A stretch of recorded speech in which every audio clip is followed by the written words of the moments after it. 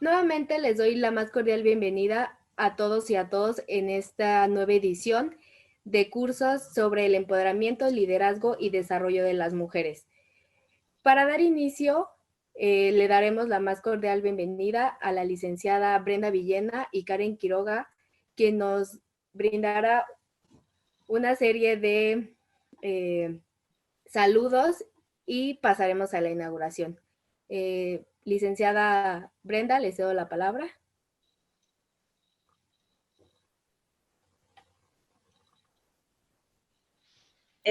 Quiero darle la bienvenida a la maestra Karen Quiroga, que nos acompaña. Maestra.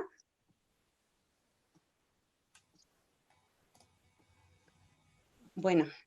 Aquí estoy, buen día a todas y todos. Pues bueno, voy a dar la apertura del curso para dar paso a que la licenciada Karen Quiroga haga la inauguración. Buenas tardes a todas y a todos. Bienvenidos a este curso.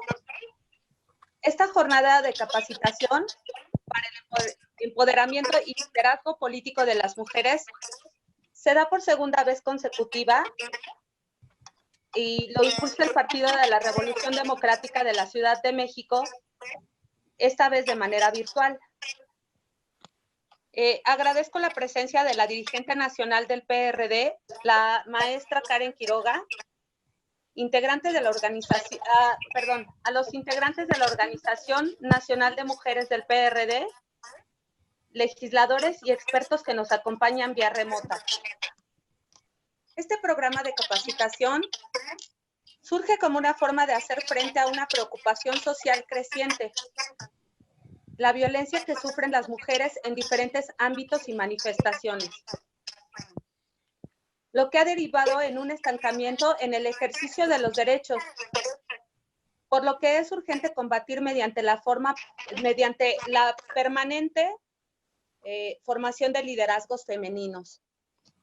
Esta capacitación consta de 8 cursos impartidos por expertos en comunicación política, en investigación social y perspectiva de género, y se van a abordar distintos temas desde el diseño de estrategias públicas, violencia política de género, construcción del mensaje político, entre otros.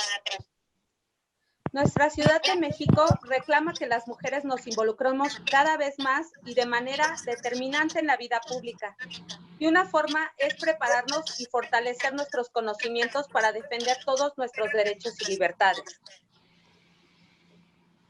Les vamos a dar una pequeña semblanza de la maestra Karen Quiroga y le vamos a ceder la palabra para inaugurar estos cursos.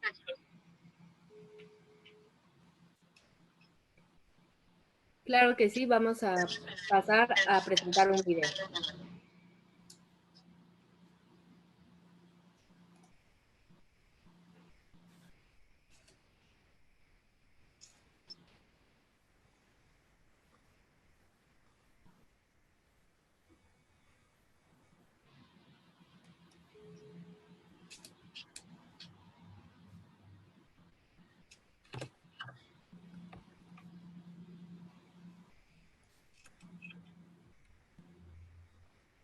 Karen Quiroga Indiano, la Dirección Nacional Extraordinaria del Partido de la Revolución Democrática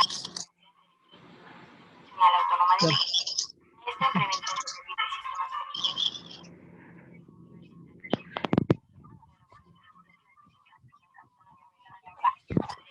La ley reformas al Código Penal para tipificar el delito de feminicidio, y agravantes a delitos de tipo sexual cometidos por policías. De igual manera, es un paradelitos Sextina Gómez y columnista de los periódicos Liderazgo y Geográfico, como en 2018 fue candidata a alcaldesa de Iztapalapa.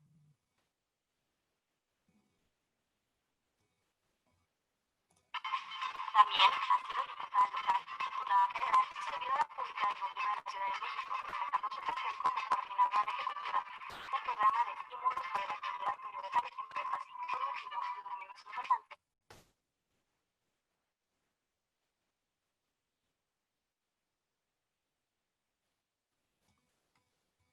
En mayo del 2019 fundó junto con la diputada Gabriela Quiroga la Asociación Civil Mujer, Movimiento de Unidad, Justicia, Equidad y Reciprocidad.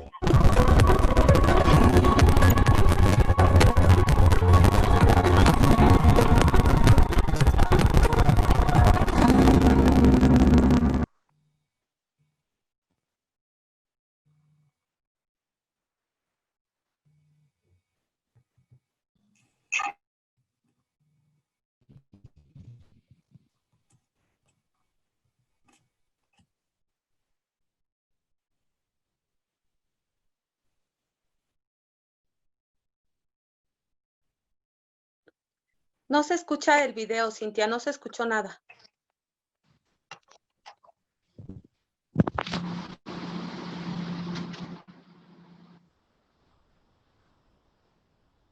Karen Quiroga Anguiano, integrante de la Dirección Nacional Extraordinaria del Partido de la Revolución Democrática, es licenciada en Derecho por la Universidad Nacional Autónoma de México y maestra en Prevención del Delito y Sistemas Penitenciarios por el Centro Jurídico Universitario.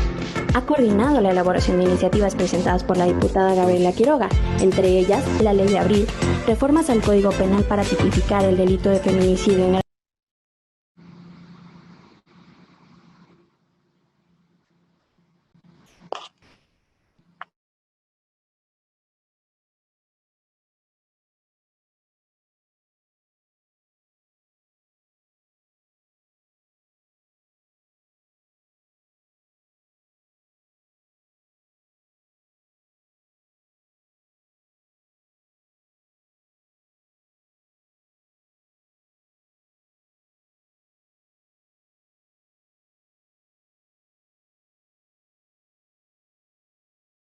fundó junto con la diputada Gabriela Quiroga la Asociación Civil Mujer, Movimiento de Unidad, Justicia, Equidad y Reciprocidad.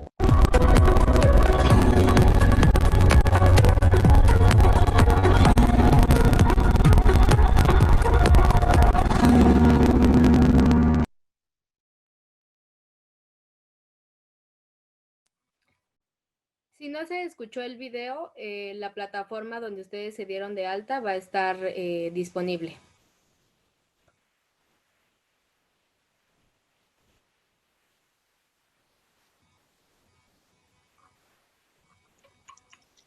Pues le damos la bienvenida a la licenciada Karen Quiroga para que nos haga favor de inaugurar esta jornada de 8 cursos. Adelante, maestra. Hola, buen día a todas y todos. Bueno, pues en este momento me encuentro en un trayecto, espero no se corte la comunicación, pero bueno, pues me da mucho gusto el poder saludarles a todas y todos y además dar el inicio y banderazo a este ciclo de conferencias que vamos a tener. Estos talleres que estamos en este momento emprendiendo desde el Partido de la Revolución Democrática tienen como objetivo el seguir siendo partícipes en primera instancia de la vida democrática de este país y en segunda instancia de la participación y crecimiento de las mujeres en este país. Bueno, pareciera un tema de carácter natural, normal, el hecho de que estemos generando en este momento los cursos en el PRD. Siempre ha formado parte de nuestra formación de cuadros políticos el tema de género. Pero, ¿qué pasa con la vida cotidiana? ¿Qué pasa hoy ante la pandemia que estamos padeciendo en este momento? ¿Qué pasa el día de hoy ante la entrada de un nuevo gobierno con una visión totalmente distinta? ¿Qué pasa con la sociedad? ¿Qué pasa con la ciudadanía? ¿Qué pasa con los cambios legislativos y con los cambios que estamos teniendo como sociedad? Hoy lo importante es poder visibilizar a las mujeres en cualquier ámbito de la vida pública y privada de este país. Por eso es que desde estos cursos estaremos aprendiendo y estaremos abordando distintos temas de debate que me parecen importantes. ¿Cuántas veces no nos metemos a las redes sociales y vemos que distintas personas hacen recomendaciones y sugerencias para poder hacerle al gobierno, bueno, pues ciertas observaciones o a los partidos políticos?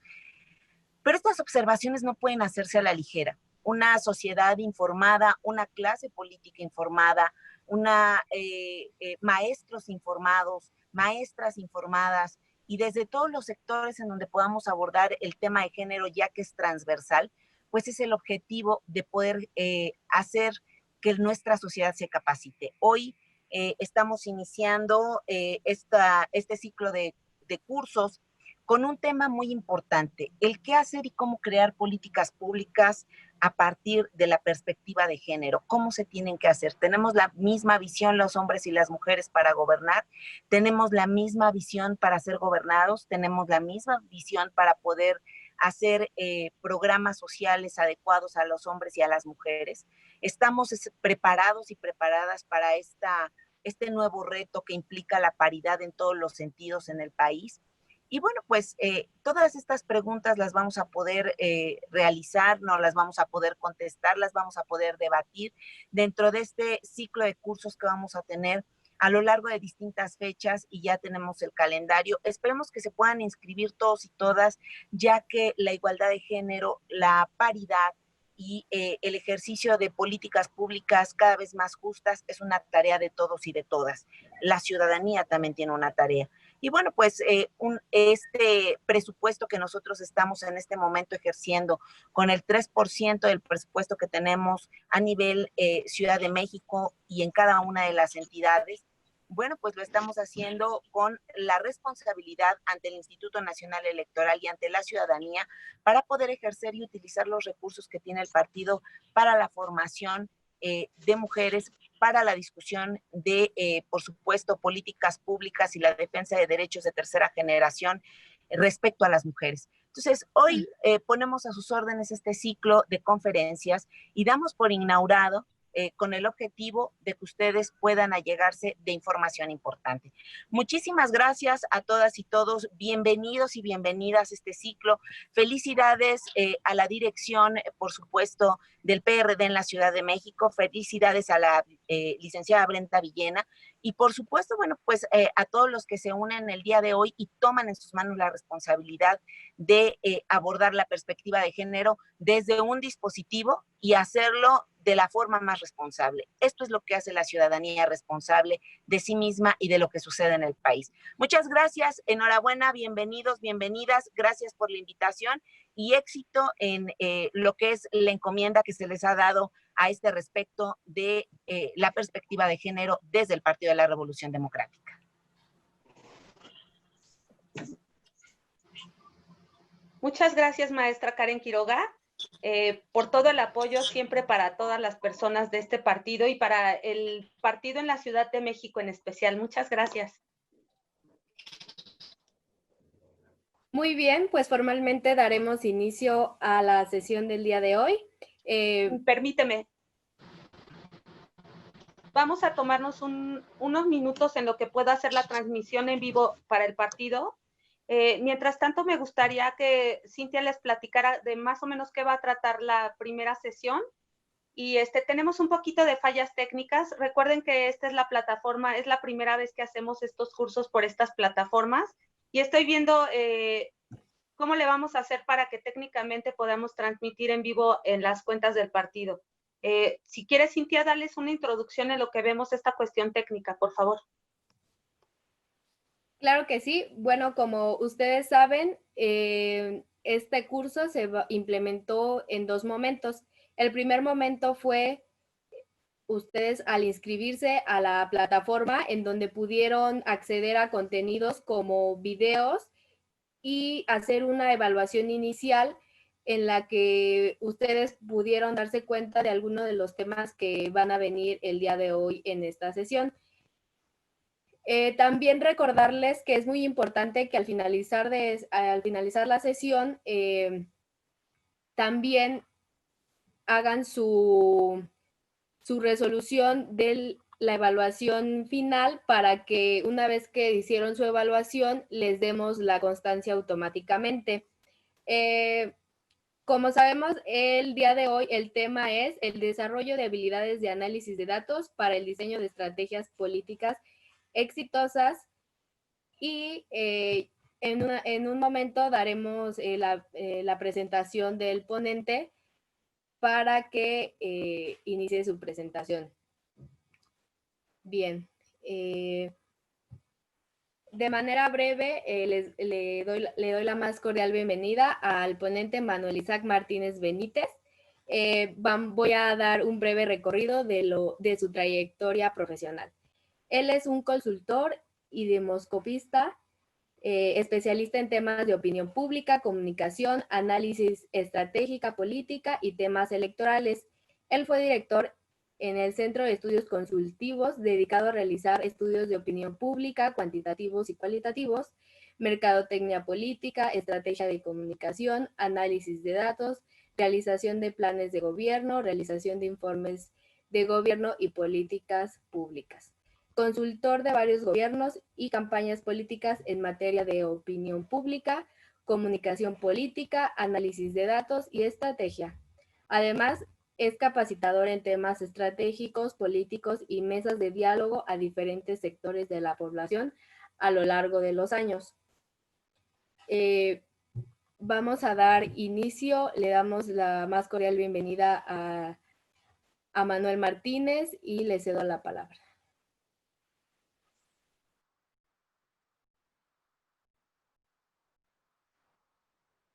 Gracias, Cintia. Buenas tardes a todos. ¿Cómo están? Primero que nada, agradecer la invitación a mis amigos del PRD de la Ciudad de México, a la Organización Nacional de Mujeres, por supuesto a Karen Quiroga y a Brenda Villena. Muchas gracias por la invitación. Es un placer estar con ustedes. Y como decía Cintia, estamos comenzando un ciclo que me da mucho gusto y un poco de nervios que me toca iniciar. Siempre es interesante este tipo de cursos, darlos ahora de esta modalidad a distancia que nos lleva a algunos problemas técnicos siempre, pero que si le echamos ganas van a ver que va a ser algo que espero les sea de interés. No sé, Cintia, si me permites compartir la pantalla. Ya está, ya lo vi, perdón. Les voy a compartir un pequeño inicio de lo que vimos en las dos clases pasadas. Si bien decía Cintia, esta charla tiene dos partes. Una parte que está en la plataforma ya que fue grabada 2 horas de una presentación de lo que son los datos, y una segunda parte que es esta que estamos haciendo ahorita, que es más práctica, que es con base en lo que vimos en la presentación, poder hacer alguna lectura de datos y mostrarles algunos ejemplos de lo que hacemos datos y de lo que vamos a hacer todos los días o podemos hacer todos los días. Pero para hacer esto me gustaría darles un pequeño resumen para ponernos al tanto todos. Si alguien no pudo ver los videos, pues que podamos hacerlo de esa forma, pero es importante que esto lo puedan ver ustedes.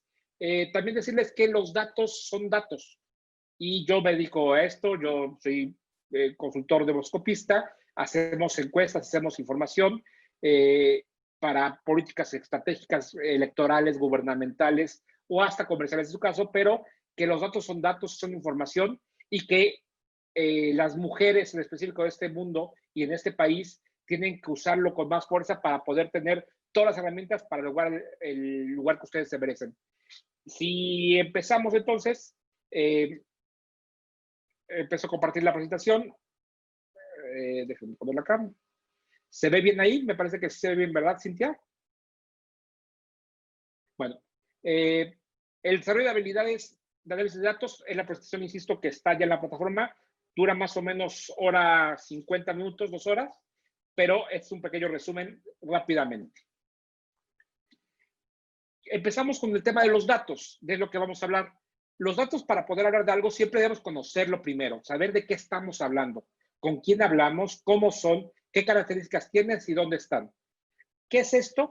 Que cuando uno se siente a platicar siempre con alguien, platicamos desde el punto de vista de conocernos y empezar a tener una interacción. Esto es lo que intentamos hacer en este momento con ustedes con respecto a los datos, es esa forma de conocer a la ciudadanía y para poder entablar un diálogo con los ciudadanos. Hay 2 tipos de grandes datos que vamos a usar en esto que nos dedicamos todos nosotros, que son los datos demográficos y los datos de opinión pública. Los datos demográficos son los datos que hablan del tema de la población, lo que nos explica cómo es la población. Es en general cómo son los grupos de personas. Dependiendo de la finalidad de los datos, pueden incluir atributos como edad, como el sexo, el lugar de residencia, así como características sociales como la ocupación, situación familiar o hasta los ingresos. Muchos de estos datos los pueden ustedes encontrar en el tema de INEGI, por ejemplo, es muy claro, tiene acá una gran cantidad de información y, por ejemplo, en el tema de género, hay tanta información que podemos tener que sería muy práctico para todos ustedes. El otro fuente de datos que tenemos es la de opinión pública. Los datos de opinión pública son aquellos de lo que opina la población, lo que la gente está pensando. La información generada por base en mediciones como encuestas, grupos de enfoque y otros tantos estudios para conocer la población en específico y saber qué es lo que opina. Y aquí déjenme ser muy enfático, como lo dice la presentación larga que tiene usted disponible, que es lo más importante que podemos hacer nosotros desde del tema del quehacer político es entender a la población. Porque a ellos nos debemos, pero aparte, porque ellos son los que ponen y quitan a los gobernantes. Hay que entender lo que la gente tiene en la cabeza para poder construir un gobierno o una campaña exitosa. Déjenme empezar también a decirles qué no es la opinión pública. La opinión pública no es la opinión privada. La opinión pública no es la opinión publicada y no es la opinión digital. La opinión privada, y para resumen, es la opinión que tenemos cada uno de nosotros. Y si bien es muy válida y es muy importante, en el sumo de la opinión pública no nos va a sumar, no nos va a decir mucho de lo que estamos diciendo o haciendo. En la opinión publicada es la opinión que tienen los medios de comunicación, que si bien tratan de ser muchas veces un reflejo o no de lo que dice la opinión pública, lo que dice todo el mundo, es importante porque es ver lo que se está repercutiendo en medios y hay que recordar que los medios pueden traer también su propia agenda. Por eso no es la opinión pública, es la opinión publicada, la que dicen los medios de comunicación. Y la opinión digital es aquella opinión que estamos viendo en las redes sociales, que mucha gente está dando como la opinión pública, pero no forzosamente lo es así. ¿Por qué? Porque la opinión digital, la opinión que está en las redes sociales, es la operación también de muchos grupos políticos que tratan de influir desde el punto de vista de sus usuarios amigos, digamos, y esto nos puede dar algún empuje de las cosas con respecto a lo que estamos pensando. La opinión digital es lo que se opina en las redes sociales, que muchas veces es el eco de la sociedad, pero que puede estar distorsionado, por así llamarle, y que hay que tenerlo ustedes muy claro. Ahora sí, ¿qué es la opinión pública? La opinión pública es la opinión de un grupo, afectado por la perspectiva personal de cada uno en medio de factores comunicacionales, culturales y racionales.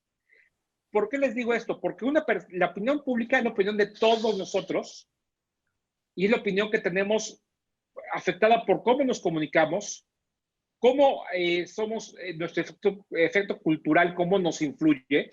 Todos somos diferentes porque crecimos de forma diferente y traemos opiniones diferentes. Y desde nuestro punto de vista racional, porque estamos siendo afectados por la forma en que pensamos las cosas.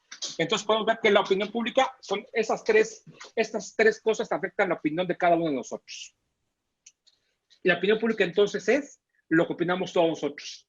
Y una forma de estudiarlo y de tener datos de nosotros como opinión pública son las diferentes mediciones que podemos enseñarles a ustedes. ¿Cómo afecta la opinión pública a la comunicación? Tenemos, y lo verán de forma más específica en la presentación larga, hay un emisor que es la persona que emite el mensaje, que en este caso, por ejemplo, puede ser yo, el que está dando un mensaje a ustedes, un receptor que es quien lo recibe, donde hay un mensaje, que es lo que ustedes estamos tratando de informarle, hay un canal que es por donde lo emitimos. En este caso, podemos ver que es vía, en este caso, una transmisión por internet, un código que son las formas que usamos en medio de un contexto. Y que es muy importante que pocas veces se dice. El contexto es esta información que vemos con respecto a lo que está pasando. En este caso, el contexto sería la pandemia. La opinión pública en este caso, como estamos diciendo, es esta información de ida y la respuesta que tenemos de los receptores a esta información que tenemos. Y el estudio de la opinión pública, los datos de la opinión pública, es estudiar esta flecha morada, digámoslo así, que nos va a decir lo que la gente está pensando. Y es muy importante poder decirlo esto. ¿Cómo se estudia la opinión pública?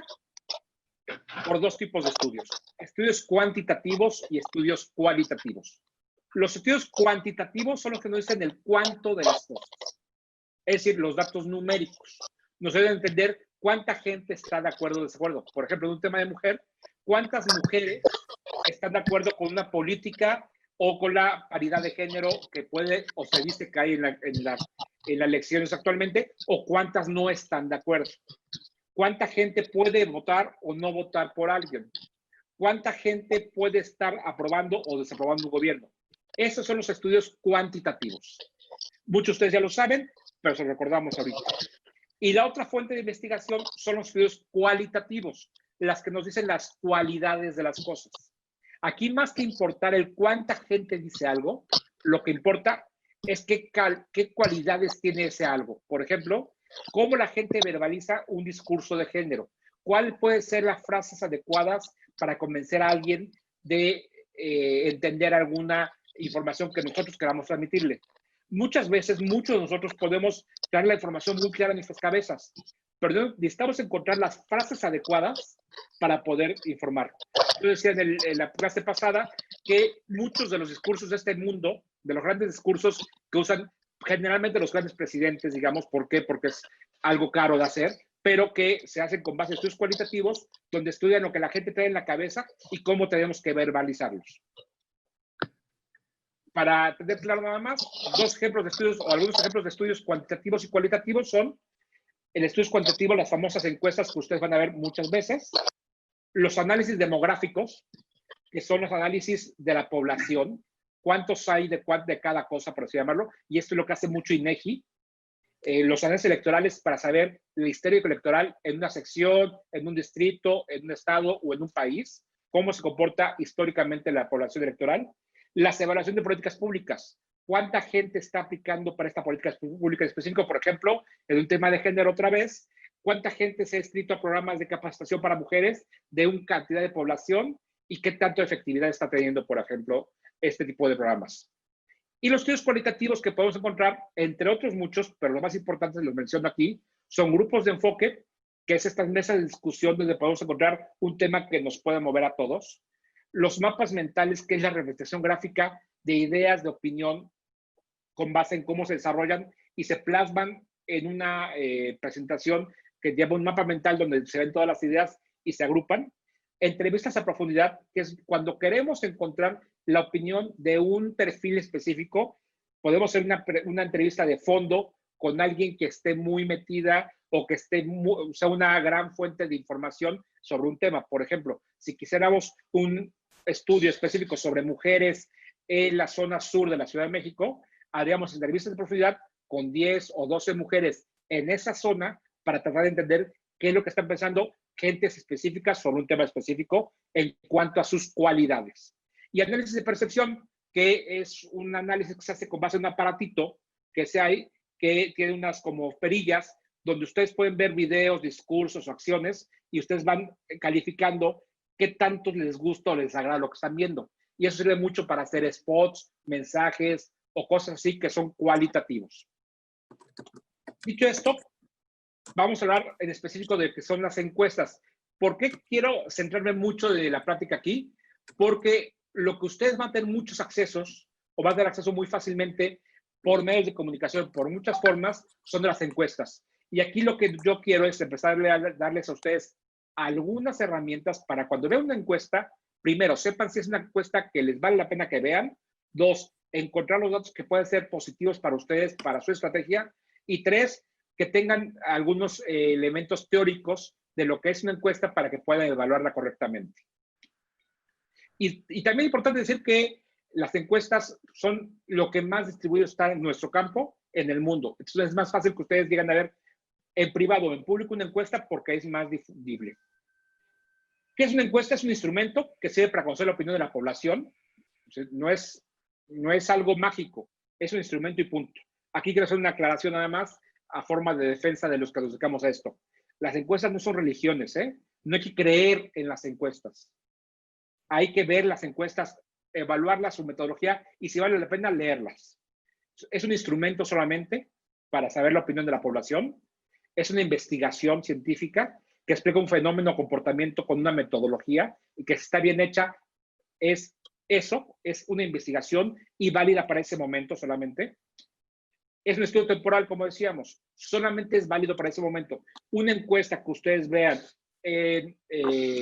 desde hace 3 años no es válida para la opinión que tienen en este momento la gente de la Ciudad de México sobre un tema específico. Y un ejemplo claro de ello es, hagan una encuesta sobre una pandemia de COVID hace 1 año y la gente diría que eso es imposible que pasara en la Ciudad de México. Hoy la estamos viviendo. Las encuestas sirven en el momento adecuado. Bueno, ¿qué no es una encuesta? Para ir acabando el resumen de las cosas. Las encuestas no son una bola de cristal. No sirve para adivinar o predecir el futuro. O sea, una encuesta no sirve para decir quién va a ganar. Sirve para decir quién va ganando en este momento. Una encuesta no sirve para decir lo que la gente va a pensar a finales de año con respecto a la crisis económica. Pero por supuesto que nos sirve para decir lo que en este momento la gente está pensando, sintiendo de las crisis económicas o de la crisis de salud que estamos viviendo. Una encuesta no es publicidad. Y acá discuto mucho con varios clientes que tengo con respecto a publicar encuestas. La encuesta no sirve para decir una persona va ganando o un partido político, aunque hay veces que se usa, y hay que decirlo también, hay veces que es necesario usarla según la estrategia de comunicación que se tenga. Las encuestas son insumos de estrategia que sirven para tomar decisiones de lo que la gente está pensando en muchos aspectos de la vida política y comercial. También hay que decirle que la encuesta no es una receta. No sirve para decir qué hacer en automático. Porque la encuesta diga A, B o C, vamos a hacer exactamente A, B o C, no forzosamente, porque también ahí entran la estrategia del partido político o de una persona, los valores propios del partido político que pueden estar en contra de lo que dice la encuesta, aunque esté a favor de la encuesta. Y ahí es cuando entran, digamos, una serie de factores externos. Es un insumo más, un instrumento, como decíamos, para la toma de decisiones. ¿Qué debemos observar para ver si está bien hecha una encuesta? La metodología, que es cómo se hizo y qué métodos usó. Por ejemplo, y acá sí quiero hacer un hincapié para que puedan ustedes tener información de primera mano. ¿Cómo se hizo la encuesta? Es si la encuesta fue telefónica, ¿y qué método, perdón? Si fue telefónica, si fue internet, si fue presencial. Hay que decir que en este momento las encuestas más importantes, digamos, que estamos viendo son telefónicas e en internet. Son las dos, internet. Son las dos cosas que estamos viendo. ¿Por qué? Porque la ley hasta hace un par de días estaba prohibiendo que se hagan encuestas en vivo por la pandemia que estábamos viendo. ¿Qué tan buenas son las encuestas telefónicas y por internet? Son buenas, tienen información, aunque tienen ciertas limitaciones. ¿Como cuáles? Hay encuestas por el teléfono que en poblaciones, sobre todo rurales en el país, es muy difícil que la gente tenga un teléfono para respondernos.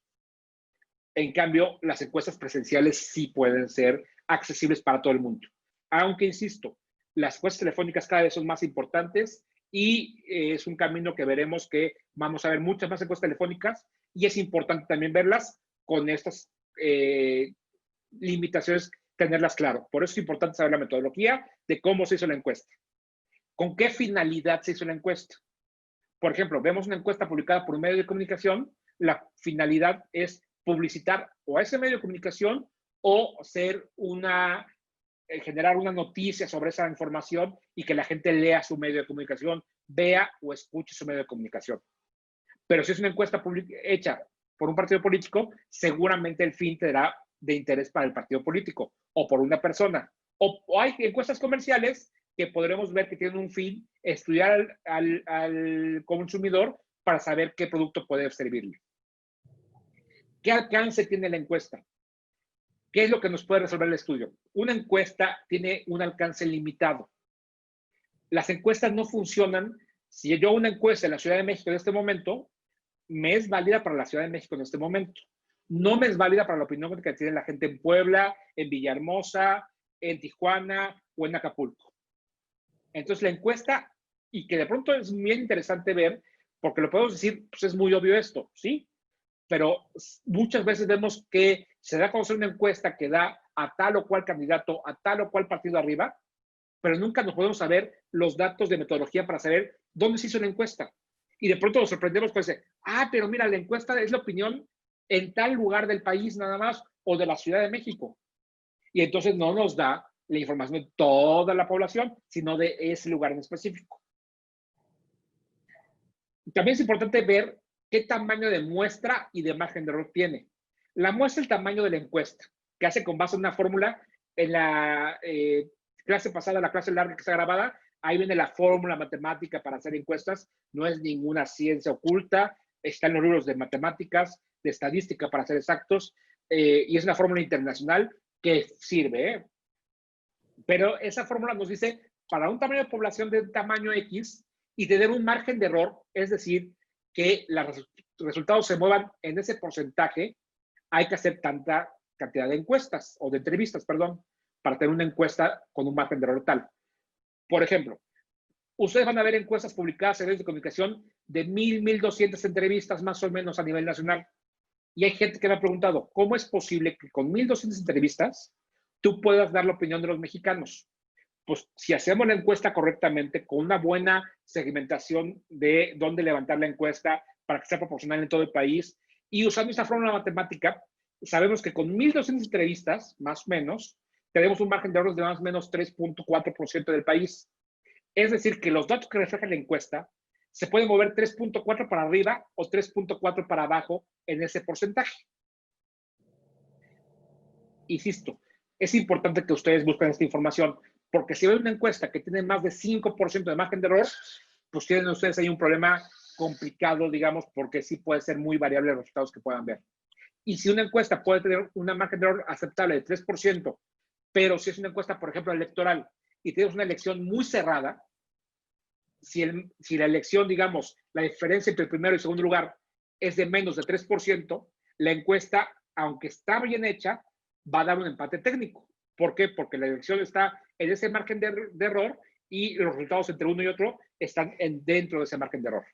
Por eso veremos, allá que las elecciones, vemos que los encuestadores, sobre todo nacionales, que dan a conocer su encuesta, dicen que en alguna elección el margen de error es muy cerrado para resolver. Es decir, que el resultado de la encuesta te da que la distancia entre el primero y el segundo lugar, o entre el primero y el tercer lugar, o como sea, está dentro del margen de error de la pregunta. Y esos 4 temas son los que yo les recomendaré a ustedes que cuando vean una encuesta, primero que nada la busquen, para saber cómo está hecha la encuesta, para saber qué alcance tiene la encuesta, su muestra y margen de error, y al leer la encuesta ustedes verán la finalidad de esta encuesta. Es una encuesta que solamente te preguntas sobre un candidato X, o sobre un partido X, o sobre un producto X, ustedes sobreentenderán cuál es la intención de esta encuesta. Y por último, para cerrar también ya este resumen, también es importante que les diga que es un grupo de enfoque, que también debo decirles que es más difícil que ustedes puedan llegar a ver un grupo de enfoque, porque son temas muy específicos de los grupos de estrategia, pero que es posible que ustedes lo vean en algún momento, claro, porque a eso nos dedicamos todo, o que participen en un grupo de enfoque. Pero para que sepan, esta parte que es la más común de los grupos cualitativos, es un grupo de enfoque, es por así decirlo, una reunión de personas en una sala que se juntan de manera voluntaria para hablar y discutir sobre temas específicos, productos, candidatos, partidos, etc. Es dar la opinión de un grupo específico con una muestra específica que ahí los investigadores diseñamos para saber la opinión de este grupo de gentes sobre las cualidades de algo en específico. Y, digámoslo así, la encuesta nos va a dar siempre el rumbo y los grupos de enfoque nos van a dar siempre cómo vamos a estar respondiendo a esto, cómo lo podemos estar diciendo o cómo puedo esperar que la gente nos los diga a nosotros. Bueno, esto es el pequeño resumen de las 2 horas de clase que tienen ustedes grabadas y que con mucho gusto se van a quedar ahí grabadas cuando quieran tener una duda y les sirva de algo, está ahí. Y por cierto, aprovecho, ahí está mis datos de contacto, no para otra cosa, sino si tienen una duda que no nos dé tiempo de resolver en este momento, con gusto manden un correo y ahí contactamos y ahí les podemos dar respuesta. Bueno, dicho esto, permítame también,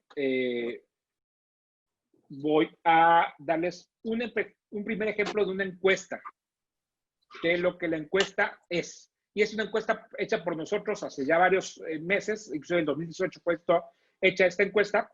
Perdón, déjame tomar un poquito de agua porque sí, me falta un poco la voz a veces. Listo.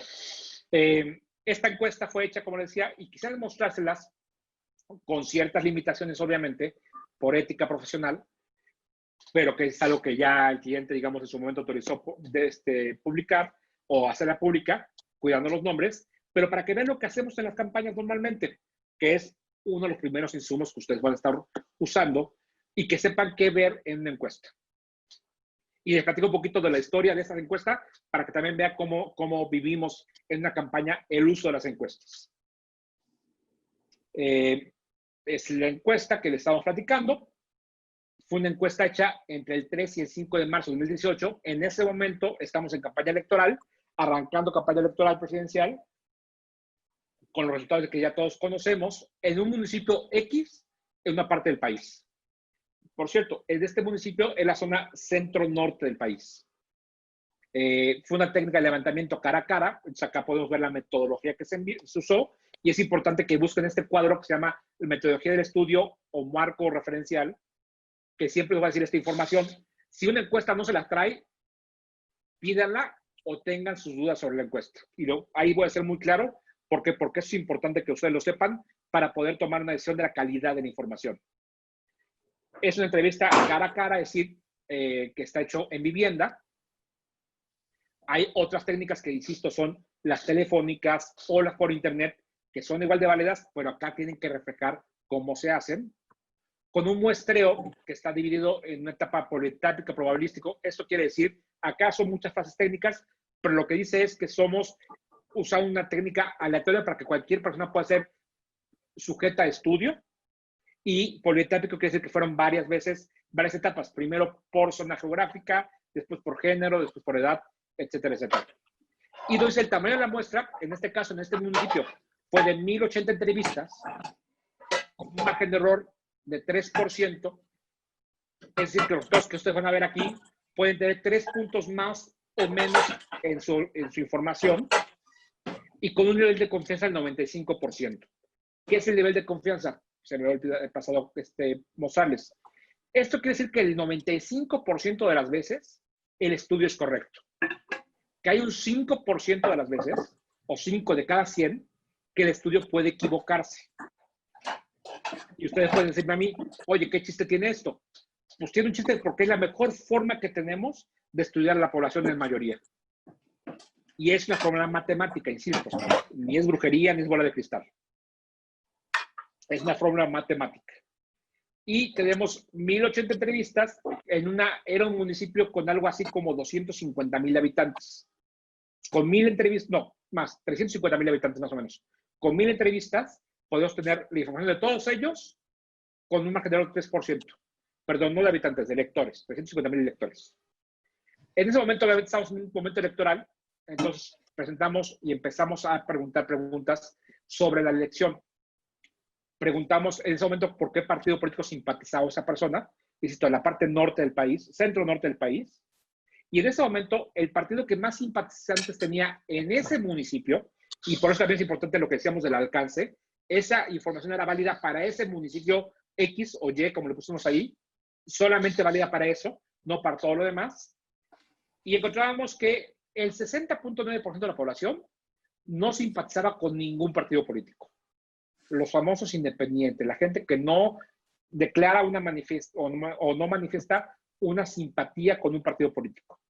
Después había una simpatía del 12% al PRI, del 9.9% a Morena, que era su elección con un candidato presidencial muy poderoso, 8.9% al PRD, 6.6% al PAN y menos de 1% de los demás partidos políticos que estaban en ese momento en elección, en ese municipio.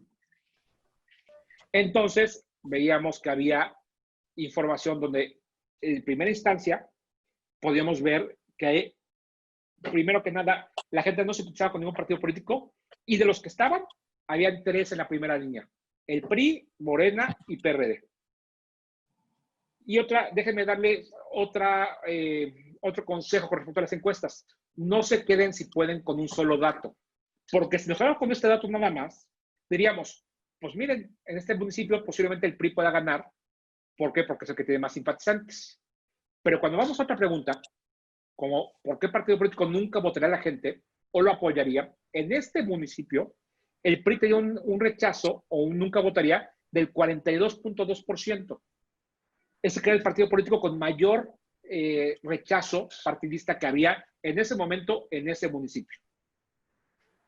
Entonces, uno puede decir, oye, se contrapuntea con la pregunta pasada, que veíamos que el PRI tenía el mayor simpatizantes, aunque muy cercano de dos partidos políticos. En efecto, así lo era, pero porque de toda la población, el 12% decía que se votaba por el PRI, pero de toda la población estudiada, el 42% dice que nunca votaría por el PRI. Entonces, aquí podemos darnos cuenta que con dos preguntas podemos tener más claridad de un panorama que en lugar de una. Y esto puede decir, entonces mi estrategia, si yo trabajara para el PRI o fuéramos del PRI, pues trabajaríamos así, si fuéramos del PAN así, o del PRD así, o de Morena, o cualquier partido político, o fuéramos analistas políticos, podríamos tener información de cómo se está comportando la ciudadanía y podríamos hacer, como dice el título de esta ponencia, diseño de políticas, de estrategias políticas exitosas. Pero ¿qué más podemos ver en una encuesta? Insisto, hay que ver más allá y toda la información que podamos tener acceso a la encuesta, hay que leerla toda y varias veces, yo les diría. Preguntábamos en ese momento, en ese municipio, ¿por qué partido político la gente votaría para elegir presidente municipal en ese municipio? Y ahí había una alianza, que recuerden que las alianzas a partir de la nueva ley electoral pueden ser segmentadas a nivel municipal. En ese momento de ese municipio había una alianza PAN, PRD, Partido Verde, Movimiento Ciudadano, contra una alianza PRI Nueva Alianza, la alianza que jugó, digamos, a nivel federal, todo unido, que fue Morena, PT y PES. Había un candidato independiente, y en ese momento, en marzo de 2018, en ese municipio específico, la elección estaba 25.9% para la alianza PAN, PRD, Partido Verde, Movimiento Ciudadano, contra el 19.9% de Morena, PT y PES, y 12.9% de una alianza PRI Nueva Alianza. 3.8% de la gente había votado por un independiente que estaba ahí en juego, que es poquito del margen de error, poquito de la intención de voto de la gente, aunque hay que decir que con esto cualquier partido político lograba un registro, pero bueno. Y un 37.5% de la gente que no manifestaba todavía por quién iba a votar, formado por un 30.8% de gente que no votaba por ningún partido político, un 4.8% que decía no saber por quién iba a votar y 1.9% que decía que no contestaba por quién iba a votar. Esto lo llamamos no respuesta o indecisos y nos dice que si, por ejemplo, en este momento fuera la elección, que no fue así, pero la distancia entre el primero y el segundo lugar era algo así como 6 puntos porcentuales. Y había 37 puntos de gente que no declaraba por quién votar. Entonces puede decir que era una encuesta que nos está diciendo que había una elección cerrada y que, recuerdo, habían 6 puntos de distancia entre el primero y segundo lugar cuando el margen de error era de 3 puntos. Entonces tal vez el verdadero margen de distancia entre uno y otro podría reducirse a 3%, porque eran 6 puntos de margen de error, 6 puntos de distancia menos 3 puntos de margen de error. Es una elección cerrada. Y otro dato que quiero traerle la atención, más allá de la opinión de los partidos políticos, veíamos que el partido político con mayor simpatizantes en la primera pregunta era el PRI, con mayor rechazo era el PRI, y en este momento, con esos datos, podemos ver que la pregunta de intención de voto, el PRI se iba a un tercer lugar con su aliado en Nueva Alianza, en ese municipio, insisto. Entonces, insisto, entre más datos veamos una encuesta, mejor, para que ustedes puedan tomar mejores decisiones políticas. ¿Qué más preguntamos en esta encuesta? ¿Qué más pueden encontrar ustedes en una encuesta? Bueno, acá es cada uno de los partidos políticos cómo estaban opinando. Acá nada más en hacer hincapié en que el partido que más intención de voto tenía por sí solo de toda la elección era Morena, 17.5%. ¿Por qué? Porque era el momento que Morena estaba generando muchos votos a favor y insisto que era marzo de 2018. Yo no sé si vuelvo ahorita a ir al municipio que estamos hablando, si puedo volver a encuestar ahí. Yo no sé si sean los mismos datos porque las cosas han cambiado. Tal vez Morena está arriba, tal vez Morena está abajo. Esta encuesta es válida, como decíamos en la parte teórica, para este momento específico de la opinión de la gente. También metimos la pregunta, porque era una elección presidencial, ¿por qué partido político votaría la gente? Y aquí quiero, más allá de la persona que fue en ese momento votada, que en ese momento estaba Andrés Manuel López Obrador contra José Antonio Meade y Ricardo Anaya, les puse esta lámina para que ustedes pudieran ver cómo en este indicador la alianza Morena PT-PES iba arriba 28.6 contra la PAN-PRD-MC 20.6 de Ricardo Anaya. ¿Se fijan cómo estaba en la presidencia municipal? Que el porcentaje era diferente. Aquí iba arriba uno y había otro. ¿Qué nos demuestra esto? Que en esta encuesta, en este municipio, sí empezaba a haber un voto diferenciado en algunas zonas. Porque entonces una fuerza política ganaba para un cargo, pero otra fuerza política ganaba para otro cargo. Eso también lo pueden ustedes tener con los datos en la encuesta. Y eso es importante también para que ustedes puedan tener esta información y tratar de buscarla en diferentes fuentes de información. Si ustedes les llega una encuesta, pues no se agarren la primera hoja que les van a poner, que es la intención de voto. Vámonos de fondo a ver qué más podemos encontrar en la encuesta. También diputados para diputados locales, por ejemplo, en este caso, Morena iba muy arriba con 17 puntos porcentuales, seguidos por el PRI, 12%, 10% por el PAN y 9.4% el PRD. Por cierto, déjenme decirles que en esta elección ganó a nivel federal, ganó el presidente de la República, López Obrador. La alcaldía la gana el PRD, la alianza PAN-PRD. La diputación la gana el PRD también, que acá tiene 9.4%, pero había un gran porcentaje de población en indecisos y el candidato de esta campaña lo que se hizo fue ir a buscar los indecisos. Y también podemos medir la potencialidad de los candidatos. Y este es un dato que pocas veces vemos, pero que es muy importante si pueden ustedes verlos, y se los comparto para que lo puedan buscar si es necesario o si es posible que les tengan una encuesta ustedes a la mano, que vean este dato que es muy interesante. Más allá del partido político, que es una parte de la campaña, la otra parte importante también es el candidato. Y acá podemos ver candidatos que tenían la opinión, por ejemplo, el candidato 1, y acá, perdonen que no pongan los nombres, pero por ética y por cuidar los nombres de todo mundo, pues no ponemos nombres, sino el nombre candidato 1, candidato 2, 3, 4 y 5, que veíamos que el candidato 1 tenía un conocimiento del 88% de la población en ese momento. El candidato 2 tenía 91% de conocimiento. El candidato 3, 17% de conocimiento. El candidato 4, 35%.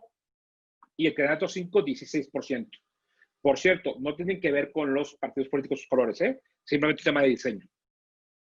Y uno puede decir, oye, pues el candidato que tiene 91% de conocimiento tiene la ventaja para ganar. Habría que ver con qué partido político iba este candidato, pero aparte, cuando ven uno qué opinión tenía de esta persona, el candidato con mayor conocimiento tenía mayor rechazo que positivos. Opinión negativa del 51% contra positiva del 44%. En cambio, el candidato que tenía un poco menos de conocimiento, 88%, tenía una mejor opinión, 62.3%, contra 31.5% de opinión negativa. Por cierto, si ustedes suman estos dos indicadores, no les va a dar el 100% porque falta el no sabe. Y ahí, digamos, usted lo puede calcular fácilmente. Digamos, el candidato con menor conocimiento, que es el quinto, tenía un 16% de conocimiento, pero de la gente que lo conocía, 56% de la población opinaba de este 16%, del total del 16%, 56% opinaba negativo de él y 33% positivo por él. Y, por ejemplo, el candidato 3, 56% de conocimiento, de 17% de conocimiento, 56% de opinión negativa, 39% positiva. También nosotros preguntamos normalmente qué tanta confianza le inspira. ¿Por qué? Porque hemos detectado en los años que la variable de confianza influye en el voto directamente. Si la gente, entre más la gente confía en alguien, más va a votar por él. Si alguien día a alguno de ustedes que es el candidato, su principal objetivo es generar confianza. Bueno, la confianza, por ejemplo, del primer candidato, tenía 57 puntos de opinión positiva, o de confianza positiva, o de mucho algo, contra 37 de poco y nada. El candidato más conocido tenía también importantes datos de confianza, poco y nada. Y los demás, digamos, en general. Por cierto, el candidato que ganó, que les decía que ganó, es este primero, que tiene un buen conocimiento, pero sobre todo muchos potenciales de opinión y confianza. ¿Y esto qué se reflejaba? En un potencial de voto, si votaría o no votaría por él, positivo o negativo. Si votaría por él, el primero, 55% contra 37% que no. El segundo, que era el más conocido, 35% de la gente que lo conocía votaría por él, 57% no. El tercero, 28-63, 24-69 el cuarto y 23-66 el quinto. ¿Qué nos dice esto? que el candidato con mayor potencial del voto es el primero. Aunque, si vemos la cantidad de población que lo conocía cada uno, se acercaban mucho el primero y el segundo candidato. Y ahí entraba el juego la imagen que tiene el candidato, más el partido político y más la campaña que iban haciendo cada uno de ellos. Pero insisto, los datos que estamos viendo aquí son cómo podemos leer los datos de una campaña política, que es un ejemplo de campaña política, para poder tener una información. Por cierto, si alguien tiene dudas o alguna pregunta que hacer, no sean malos, escríbanme en el chat para que tampoco se aburren tanto. Y ahí, Cintia, si me haces favor, tú nos interrumpes y nos haces la pregunta, por favor, para que no los vaya yo aburriendo mucho o que no nos gane el tiempo también. Sí, claro, estoy al pendiente. Sí, claro. Bueno, es la misma lámina y cada uno de los candidatos teníamos el análisis en lo particular para poder hacer específicos análisis de cada uno de ellos. Si quieres, eso me lo voy adelantando para que tengamos tiempo de ver más ejemplos. También preguntamos temas electorales para saber, por ejemplo, ¿usted sabe cuándo son las próximas elecciones? Insisto, marzo de 2018. Que venía una elección en julio de 2018, tal vez la más importante del país hasta ese momento.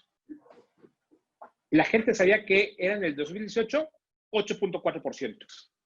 40%, 2/5 partes de la población, decía que era en julio de 2018. El 1 de julio, la fecha de la elección, lo conocía 1/4 de la población, 24%. Un 25% no sabía cuándo era la elección. En marzo de 2018, Y esta pregunta, ¿para qué la hacemos? Para saber qué tanto la gente está metida en una elección y dos, saber si está comunicando correctamente o está generando interés la elección. Y esto lo decimos ¿por qué? Porque en muchas elecciones, sobre todo las intermedias, el nivel de participación es más bajo porque la gente no está metida en la lógica electoral. Y si ustedes están metidos en este tema electoral, pues tienen que entender lo que la gente trae la intención, qué les preocupa y entonces cómo podemos meterlas en el ánimo electoral a favor de lo que ustedes quieran estar a favor. Preguntamos también qué tan interesado está usted en las próximas elecciones. Mucho algo, 60%, poco en nada, 38%. Fíjense como 3/5 partes en mucho algo contra 2/5 partes, poco y nada. Pero no todo el mundo sabía cuándo era la elección. Entonces es cuando empezamos a encontrar, insisto, si no leemos solamente una pregunta, sino lo más posible de las preguntas, podemos tener un perfil general de lo que está pasando en el lugar que es válida la encuesta. Le preguntamos a la gente, ¿piensa usted acudir a votar en las próximas elecciones? 82.7% de la gente de ese municipio decía que sí. Sobra decir que en ningún lugar del país, o muy pocos lugares, secciones del país, tuvieron un 82% de participación. Aunque fue alta el proceso electoral de 2018, no llegaron al 82%. ¿Por qué? Porque acá también hay que entender que la gente contesta lo correctamente o lo políticamente correcto. Sí, claro, yo voy a ir a votar, aunque no vaya a votar el mero día.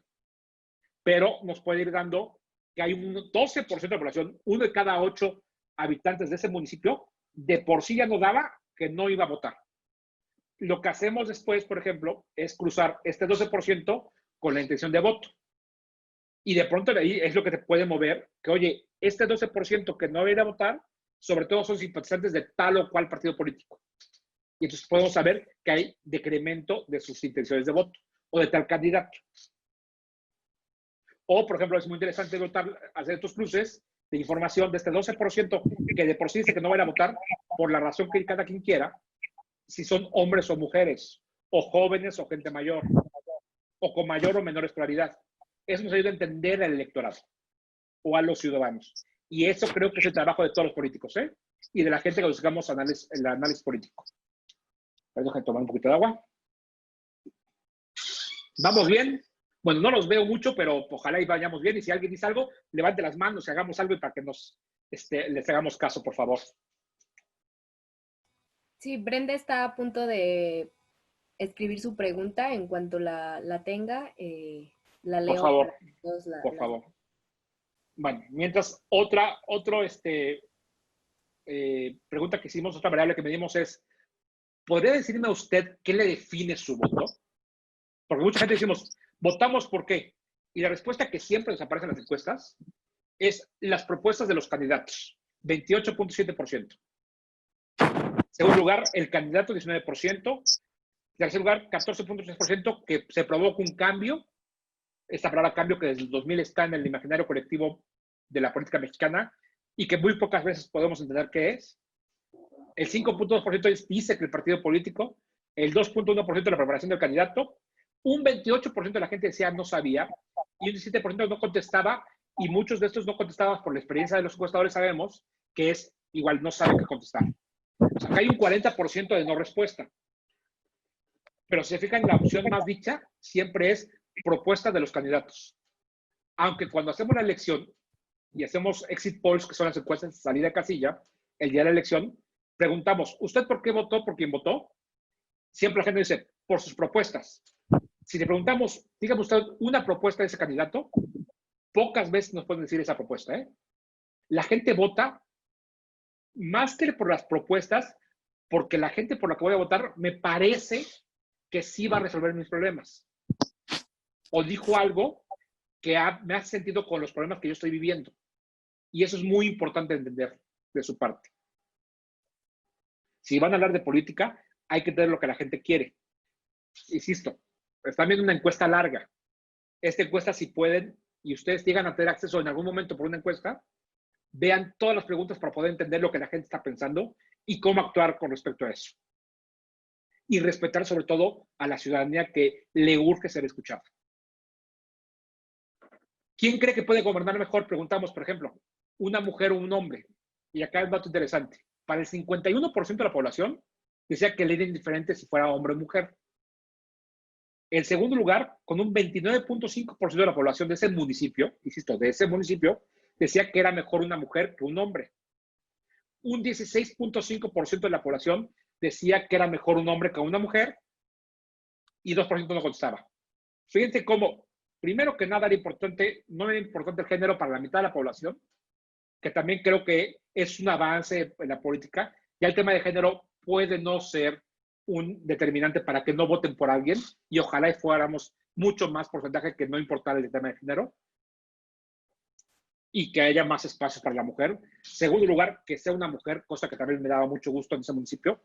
Y es un municipio mediano en la zona centro-norte del país y solamente un 16% decía que tenía que ser un hombre.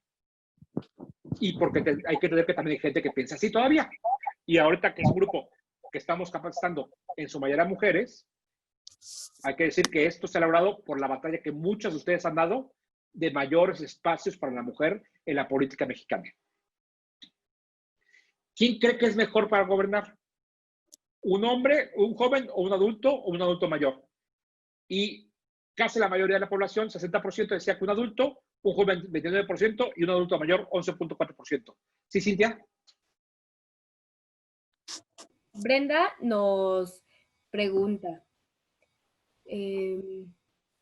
hace unos momentos el ponente mencionó que una respuesta tiene cierto tiempo de validez, que no podemos tomar como certeza una encuesta de hace 3 años en la actualidad.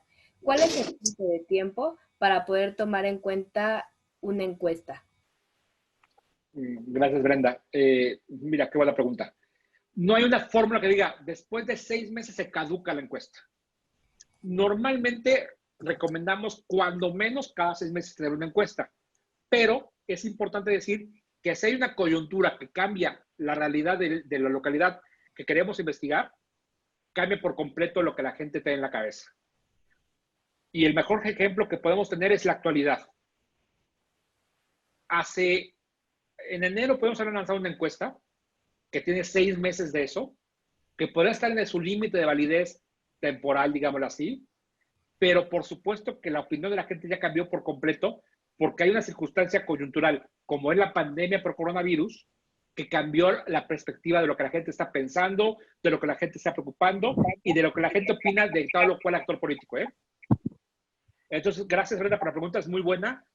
No tengo una respuesta científica de una fecha de caducidad específica, pero entre más próxima la encuesta, obviamente es mejor. Yo les diría que en condiciones generales, por lo menos tengan, si trabajan en un gobierno, cada 6 meses una medición, aunque si es menor el tiempo, mucho mejor. Pero también hay que tener claro que si hay cambios coyunturales, esto va a cambiar. Y eso, por ejemplo, es muy importante en las campañas.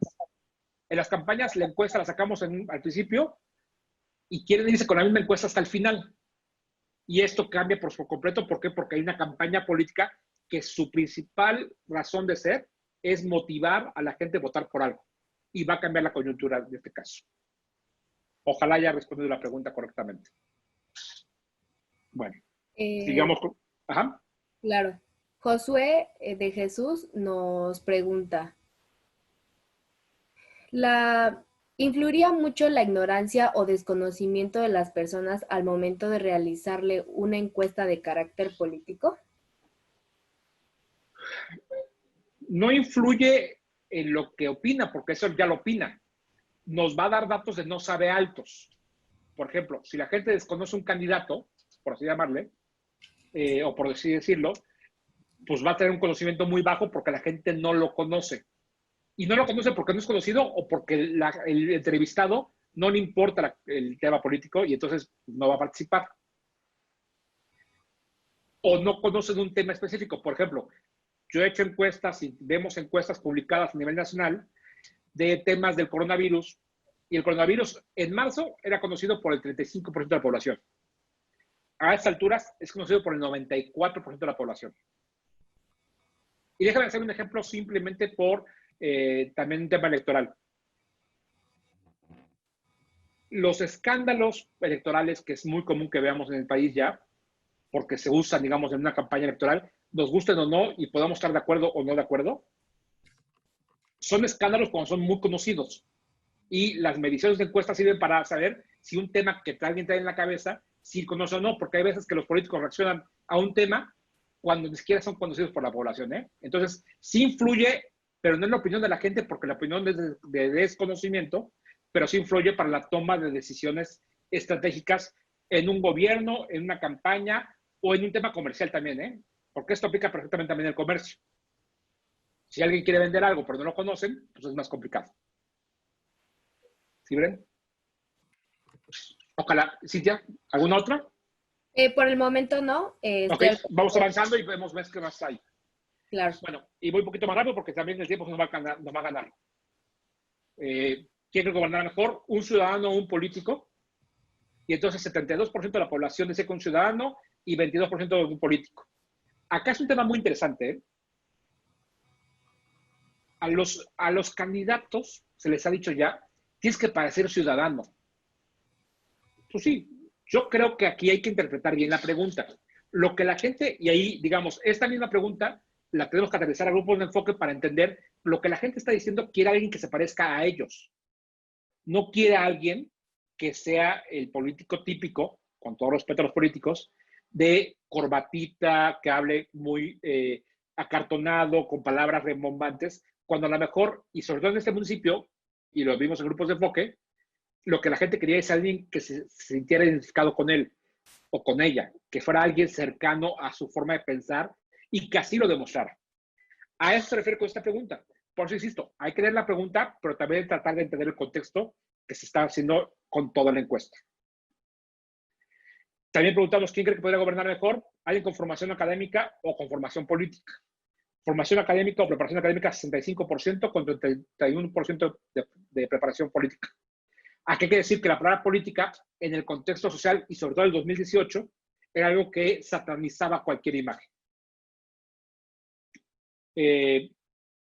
Acá una pregunta interesante porque había ahí un tema de un candidato era muy provocativo. Preguntábamos, ¿quién cree que gobierne mejor? ¿Alguien que no discuta ni pelee con sus oponentes o alguien que discute o pelee con sus oponentes? Que sí discute y pelee con sus oponentes. 55% de la gente no quería alguien que discutiera, pero un 40% sí quería alguien que discutiera.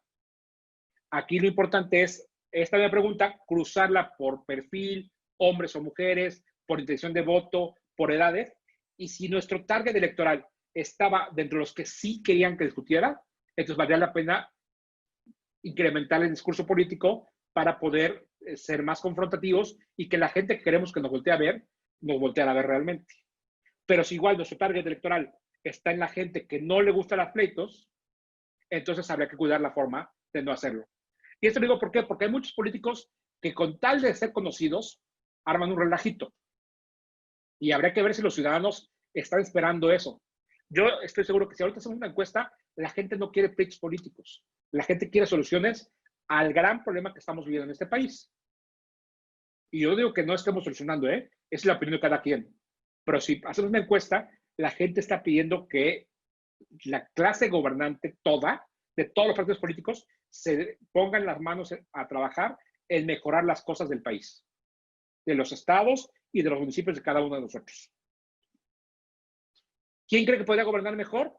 Alguien, fíjense la pregunta esta, y es tremendamente reveladora lo que está pensando la gente de ese municipio en ese momento. Alguien honesto pero poco eficiente, 72%. Pero el 21% de la población decía que alguien que aunque tenga señalamientos de corrupción, sea eficiente. Una quinta parte de esa población, de ese municipio en específico, no digo que de todos los mexicanos, de ese municipio en ese momento decía, no importa que aunque sea que tenga señalamientos de corrupción, pero quiero eficiencia, quiero que me resuelvan mis problemas.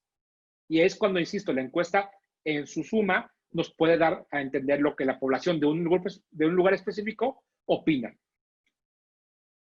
También es importante que, si pueden ver la encuesta, que vean estos datos de problemática, que yo creo que es de los más enriquecedores de la encuesta. ¿Qué es lo que a la gente le preocupa? ¿Qué es lo importante? La gente. En ese momento, ¿qué es lo que más le preocupaba en ese lugar del país? En ese momento, ¿qué es lo que el principal problema que tenía el país? Era la inseguridad, según ellos, 33%. Segundo lugar, la corrupción, 24%. Tercer lugar, la economía, 15%. Cuarto lugar, el desempleo. Quinto lugar, el mal gobierno o la mala administración. Y demás porcentajes en un menor nivel. Los cuatro grandes temas eran inseguridad a nivel país, corrupción, economía y desempleo. Pero también íbamos bajando. Principal problema de este estado. Inseguridad en primer lugar, con mayor porcentaje, 39%. Corrupción, 21%. Economía, 14%. Y desempleo, 12%. El problema del municipio, ahí la inseguridad se disparaba al 46%. Era un municipio con graves problemas de inseguridad. Había muchos asaltos, como ha pasado en el país. El desempleo pasó segundo lugar, 15%. La economía, 11%. Y corrupción pasaba a cuarto lugar, con 9.7%. Aquí les paso un dato. En general, en las encuestas que hemos hecho por años, la corrupción se percibe más alta cuando ves niveles del país y los estados, y cuando bajas a niveles municipios o de las colonias, el índice de corrupción o de preocupación por la corrupción baja. ¿Por qué? Porque para el encuestado, los ciudadanos en general, ven que la corrupción está allá lejos, no está aquí en su vida diaria. ¿Por qué? Porque la gente no se asume corrupta. Entonces es un tema interesante de ver en las encuestas. Principal problema en la colonia de ese municipio, 38% de la seguridad, 12% del alumbrado público, y acá ya vemos temas de servicios públicos, que habría que empezar a hacer. Como en una campaña municipal, era muy importante poner atención a la problemática del municipio y de las colonias para saber qué decir en la campaña política. Economía, todo el mundo hablamos de economía. En ese momento, en ese municipio, que era importante del tema económico, el desempleo, 41%. Segundo lugar, los empleos mal pagados, 30%. Y tercer lugar, el aumento del precio de las cosas. Y de la inseguridad, todo el mundo hablaba de la inseguridad, pero ¿qué de la inseguridad? Asaltos en la calle, 28%. Robo en casa habitación, 20%. 10% corrupción de la policía, 9% secuestro. Y crimen organizado, 6.1%. Ahí el tema del crimen organizado, marzo de 2018, en ese municipio, no era importante. Lo que importaba era el tema de la inseguridad en la calle, los asaltos, cuando ibas al transporte público, cuando ibas caminando en la calle, en los carros, robarte las piezas del carro. Esa era la inseguridad que le preocupaba a la gente en ese municipio en ese momento. También preguntábamos si en ese momento qué opinaba del gobernador o la gobernadora. Aquí cuidamos mucho para que no vieran de quién estamos hablando. Y qué opinión tenía de él o de ella. Y 23% de la gente decía que lo aprobaba. 72.4% de la gente decía que lo desaprobaba. Y 4.3% de la población no sabía o no contestaba la opinión de él o la gobernadora. De él o la presidente municipal hay una mejor opinión, 44.6% de aprobación, 47.8% de desaprobación. Este dato es importante también, ¿por qué? Porque entonces podíamos ver que el alcalde que estaba ahí podría ser una figura representativa o importante durante la campaña electoral. El gobernador no tanto, o la gobernadora no tanto. Y también, para finalizar, era importante ver el perfil de la gente que estábamos entrevistando para saber, y ustedes lo tienen que ver en la encuesta, para saber si no hay una sobrerepresentación de algún grupo demográfico.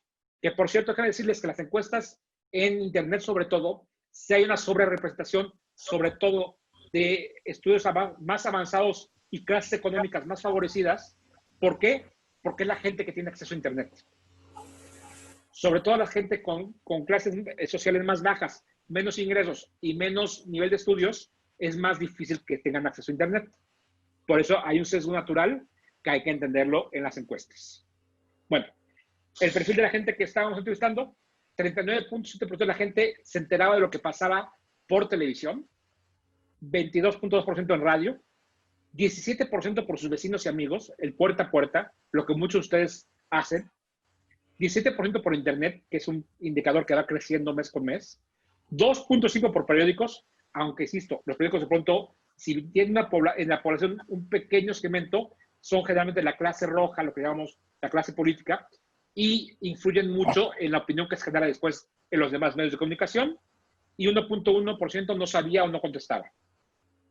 El gran medio en ese municipio, en ese momento, era la televisión, después la radio, el puerta a puerta, el Internet y al final los periódicos, aunque habría que estudiar de fondo cada uno de ellos.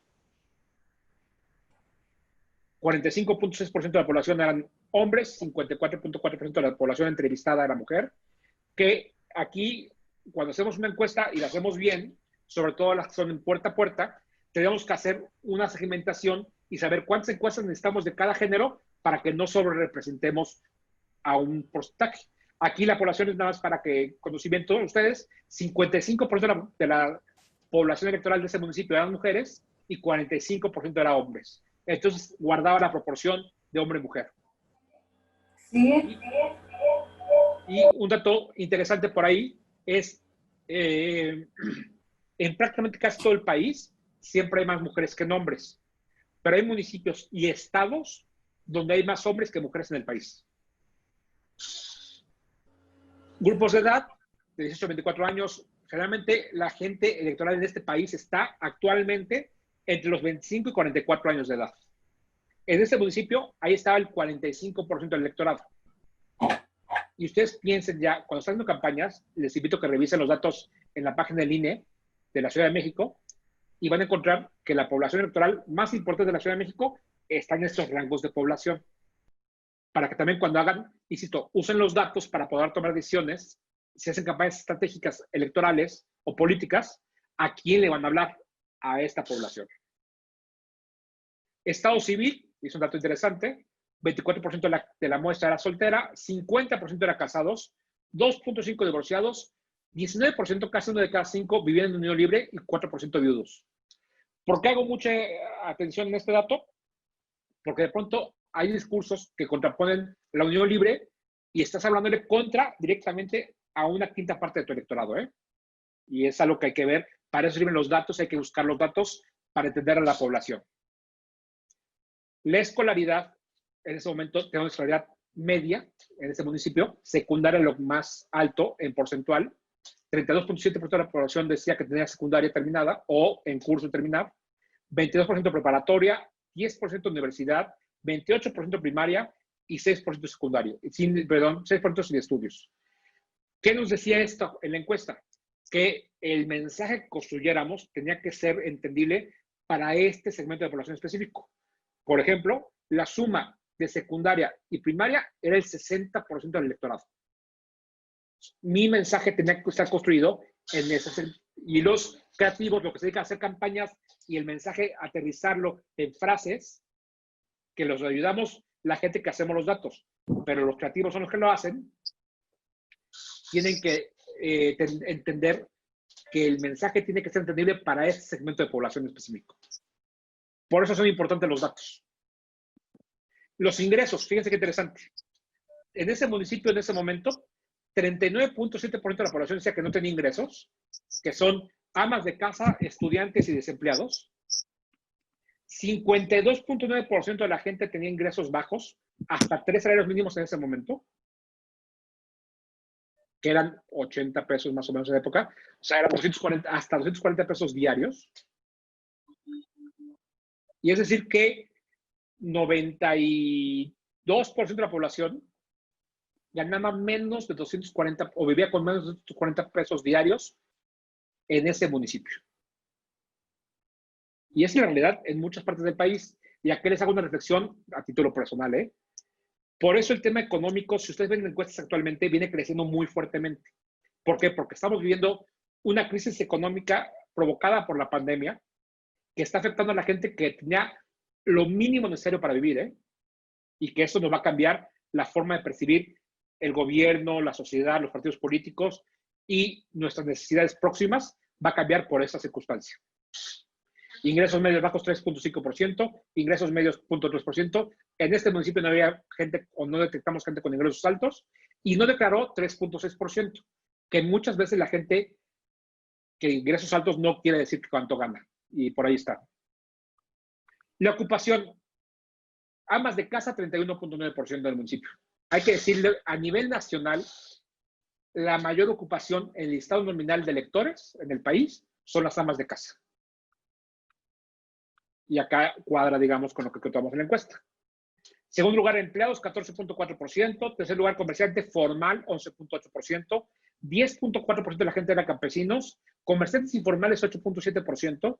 Artesanos y oficios, que es una parte de comercio informal, pero lo catalogamos diferente, 7.1%. Estudiantes, 5.3%. Desempleados, 2.6%. El magisterio, 1.9%. Y las demás porcentajes de población, digamos, de menos del 2%. Esto es una encuesta. Queríamos mostrárselas para que ustedes puedan tener información de qué es lo que pueden ver en una encuesta de forma rápida y que puedan saber qué pueden buscar y para qué les puede servir una encuesta. Ahora, es una encuesta que hacemos una campaña. No todos o no todo el tiempo tenemos acceso a esta información. Quiero mostrarles otro ejemplo de algo que sí pueden encontrar ustedes en medios de comunicación. Y es una encuesta que publican los medios de comunicación y quiso usar algo más fuera de la política que estamos viendo ahorita y que estamos estudiando y viendo, que son el tema del COVID. Pero les quiero enseñar lo que pueden ustedes buscar dentro de esta encuesta. La última encuesta publicada del tema de COVID fue una encuesta publicada por El Financiero el 3 de julio pasado. Y entonces quise traérselas de ejemplo para que ustedes vean qué es lo que tienen que ver o cuando toquen en el periódico o lo vean en internet publicada, primero que nada que tienen que fijarse. Y acá les pido, por favor, que confíen en los encuestadores y que no empiecen con el tema de, o que les sugiero que no empiecen con el tema de creo o no en las encuestas. Insisto, las encuestas no son religión. No se creen o no se creen en ellas. Las encuestas son un instrumento que está bien hecho, funcionan para entender a la población en ese momento. Dicho esto, la encuesta, lo primero que yo me fijaría en una encuesta publicada, y acá abajo está el link de la encuesta, si quieren ustedes verlo, la encuesta está publicada en un formato de nota, que tiene una interpretación del encuestador, con algunas gráficas que les acabamos de ver. No les quise poner todo el texto de la nota, ustedes lo pueden buscar en la página del Financiero, pero yo lo primero que me iría a buscar, que era la parte que está hasta abajo de la encuesta, es la nota metodológica. Aquí podemos ver que la encuesta dice que es una encuesta nacional, realizada vía telefónica, o sea, solamente es válida para la gente que tiene teléfono, a 410 mexicanos, el día 26 y 27 de junio de 2020, con un muestreo probabilístico de teléfonos residenciales y celulares de las 32 entidades federativas, con un margen de confianza del 95%. Les recuerdo que el 95% de confianza es que el 95% de los temas, de las veces, perdón, el 95% de las veces el estudio es correcto y que tiene un margen de error en las estimaciones de 4.8%. Acá también está diciendo que hay estimaciones, no son frecuencias simples. Es decir, no son el resultado tal cual salió, sino que usó un factor de ponderación para los datos por proporcionalidad de género o de edad. Y el margen de error es 4.8%. Quiere decir que la encuesta, los datos que vemos acá representados pueden variar en 5% por ser los datos, 5% más o menos de lo que veamos. También vemos quién patrocinó el estudio. Y es muy importante esto. En las encuestas publicadas, sobre todo electorales, en la época electoral, tiene que ir a fuerzas quién pagó el estudio para transparencia. La encuesta que vimos hace rato, que es una encuesta de mi empresa, no trae quién lo patrocinó porque, uno, esa encuesta no se publicó, no estuvo hecha para publicarse, sino para tomar decisiones. Y dos, fue justo antes de que empezara el proceso electoral en el municipio. Aunque lo hemos publicado, que no se publicó, no tenemos que haber puesto porque no era justo antes de empezar el proceso electoral. Y también es importante ver quién la realizó. Aquí la gente la firmó, que fue el encargado de encuestas del Financiero, que se llama Alejandro Moreno. Él firma la encuesta. Como la pasada vieron que la firma la empresa, que es Estudios Consultivos, que es mi empresa. Y esto es muy importante, ¿eh? Si ustedes ven una encuesta sin nombre, yo que ustedes la leería con mucho interés, pero tenía mis dudas porque pues, es como cuando alguien manda un mensajito. Si uno manda un mensaje, tiene que decir, Manuel Martínez dice esto. Si usted ve una encuesta sin títulos o sin empresa, pueden ver sus dudas de la encuesta, ¿eh? Bueno, eso sería lo primero que yo vería en una encuesta publicada en medios de comunicación. Ya tenemos información de que es una encuesta telefónica, que fue hecha entre el 26 y el 27 de junio, que fue telefónica, que fue con un margen de error de 4.8%, con una muestra de 410 entrevistas en los 32 entidades federativas del país. Es la información que tenemos de la encuesta y con esta información vamos a analizar la encuesta. Las preguntas que vienen en la encuesta dice, percepción de la duración de la pandemia. Insisto, es lo que el encuestador nos quiere mostrar en la página. Ahorita le muestro la página, si quiere. Entonces, hay que ver lo que el encuestador nos está queriendo decir con lo que está publicando. Pregunta 1. ¿Cuánto creo que dure la situación de la emergencia del coronavirus en México? En marzo, del 28 de marzo decía de 2 a 3 semanas. Y en junio 27 está a la derecha. Decía en 2 a 3 semanas, 14% en marzo, 5% en junio. 1 a 2 meses, 33% el 28 de marzo, 16% el 27 de junio. Baja. ¿Por qué? De 3 a 4 meses, 30% en marzo, 21% en junio. De 5 a 6 meses, 10% en marzo, 13% en junio. Más de 6 meses, pasa de 7% en marzo a 36% en junio. De aquí de inicio, la encuesta y el encuestador nos está queriendo decir que la percepción de la gente cambió a que va a ser una pandemia. A esta altura estamos viendo de muy largo plazo. Si tenemos en cuenta que la 36% de la población, un tercio de la población piensa que va a durar más de 6 meses, es decir, a finales de año. Y un porcentaje no sabe similar entre 6 y 9% en cualquiera de los 2 meses. Pregunta también la encuesta, esta encuesta viene haciendo los financieros desde hace mucho tiempo, o desde enero de este año, que empezó el tema del coronavirus. Ellos empezaron a preguntar su encuesta telefónica. ¿Qué tanto le pregunta el tema del coronavirus? ¿Mucho, algo, poco o nada? El poco y nada lo suman. Fíjense cómo en enero 25 te da 46% de mucho contra 20% de poco o nada y 33% de algo. A esta fecha de junio, que es la última publicada por ellos, 59% dice que mucho, 27% baja a algo y 14% poco o nada. ¿Qué dos cosas podemos ver de una encuesta pública hecha por un medio de comunicación y que está a la mano de todos? Que 3/5 partes del porcentaje de la población está muy preocupada o dice estar muy preocupada. 2, que no es el momento más alto. Eso fue en abril y en mayo, con 66%. Pero que hay un 14% de la población, que es un poquito más de 1 cada 7, que no está preocupada por el tema, ¿eh? Por cualquier razón que ellos tengan. Que aquí también hay que importante decirles, no califiquen o no critiquen a la gente porque piense diferente que uno. Hay que entender y tratar de entender a esta gente porque está poco o nada preocupada.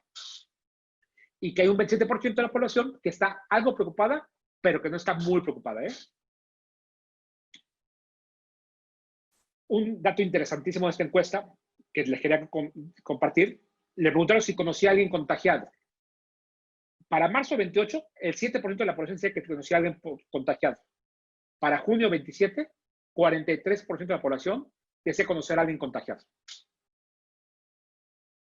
Y entonces vemos que en percepción, 40% de la población creció en 3 meses de conocer a alguien contagiado. Y se los dejo a ustedes a su propia respuesta en lo personal. ¿Cuántos de ustedes conocen a alguien contagiado? Y si conocen a alguien, posiblemente estén en este 46%, ¿eh? De gente que dice, sí, yo conozco a alguien.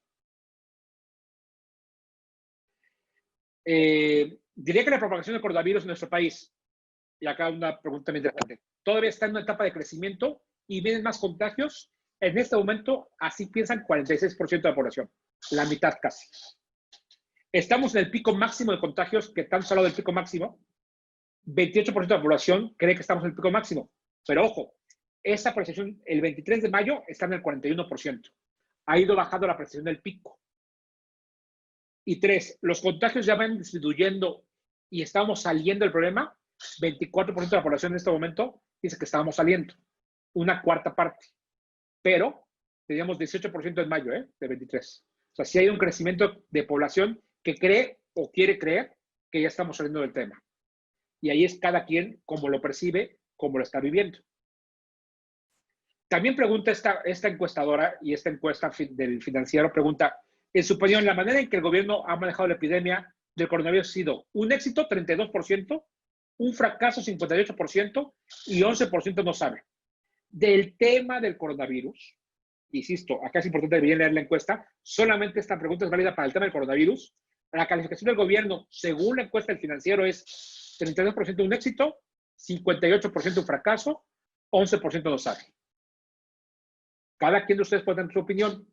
Si ustedes están diciendo que es un fracaso, seguro se preguntarán, oye, ¿cómo un 32%, uno de cada tres piensa que fue un éxito? Si ustedes piensan que fue un éxito, seguramente se preguntarán, ¿cómo 3/5 partes, 58% cree que es un fracaso si creemos que es un éxito? Ahí es cuando les recuerdo el tema de la opinión privada y la opinión nuestra. Hay que ver la opinión de todos juntos, lo que opinan. Pregunta también, México es uno de los países con mayor número de contagios del coronavirus en el mundo. Es un dato hecho. O sea, eso lo da la información de datos duros. Y le pregunta a la gente, ¿a qué le atribuiría usted principalmente esto? 19% de la población, casi 1 de cada 5, dice que a decisiones equivocadas del gobierno. Después, a conductas de la gente, la gente dice que esto es así por conductas descuidadas de la gente en un 48%, casi la mitad de la población. O ambas por igual, 31%. Entonces, si leemos esta encuesta literal, o esta pregunta literalmente, la mitad de la población dice que estamos mal porque la gente ha sido descuidada, y en un 80%, 4 de cada 5, porque el gobierno no ha sido de su parte, pero sobre todo por la gente. Y es algo muy interesante de entender entonces si estamos viendo una mala calificación del gobierno, en su mayoría, aunque un tercio está calificando exitosamente, pero está siendo muy crítica con la población en general.